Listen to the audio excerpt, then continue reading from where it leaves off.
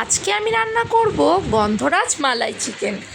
এই রেসিপিটা এত সুন্দর হয়, একবার ট্রাই না করলে বিশ্বাসই করতে পারবেন না।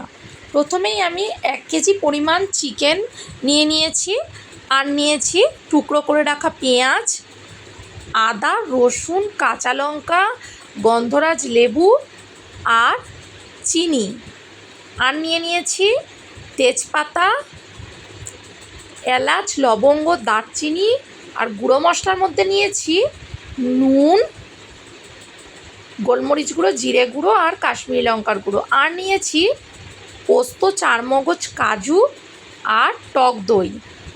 এবার ম্যারিনেটের পালা।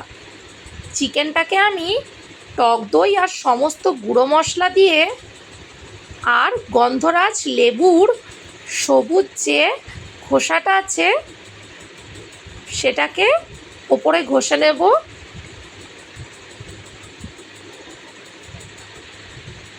আর দিয়ে দিলাম গন্ধরাজ লেবুর রস। সব কিছুকে মেখে নিচ্ছি।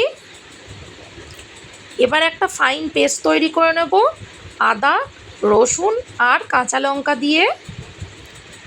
এবার এই পেস্টটা দিয়ে চিকেনটাকে আবারও ভালো করে মাখিয়ে নিয়ে 2 ঘন্টার জন্য রেস্টে রেখে দেব।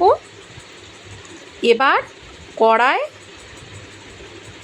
সাদা তেল গরম করে তাতে সামান্য পরিমাণ চিনি দিয়ে এলাচ, লবঙ্গ, দারচিনি আর তেজপাতা দিয়ে পেঁয়াজগুলো দিয়ে ভালো করে লাল লাল করে ভেজে নেব। আরেকটা কথা মনে রাখবেন, গন্ধরাজ লেবুর ওপরে সবুজ খোসাটাই দেবেন, না হলে কিন্তু তিতো হয়ে যাবে সাদা অংশটা বেরিয়ে গেলে। এবার পেঁয়াজটা ভাজা হয়ে গেলে চিকেনটা দিয়ে ভালো করে কষিয়ে নেব, আর এই সময় গ্যাসের আঁচটা জোরে দিয়ে দেব। 15 মিনিট ভালোভাবে কষানো হয়ে গেলে এবার একটা চাপা দিয়ে গ্যাসের আঁচটা আস্তে করে দেব।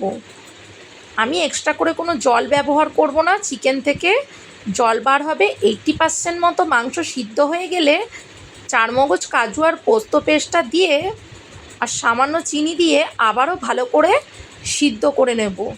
সিদ্ধ হয়ে গেলে দুধের সর আর সামান্য দুধ দিয়ে দিলাম, আমার কাছে যেহেতু ফ্রেশ ক্রিম ছিল না।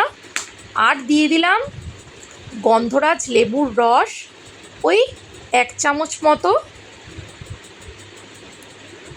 আর ওপর দিয়ে ছড়িয়ে দিলাম গোলমরিচ গুঁড়ো। ব্যাস, রেডি হয়ে গেল দারুণ স্বাদের গন্ধরাজ মালাই চিকেন।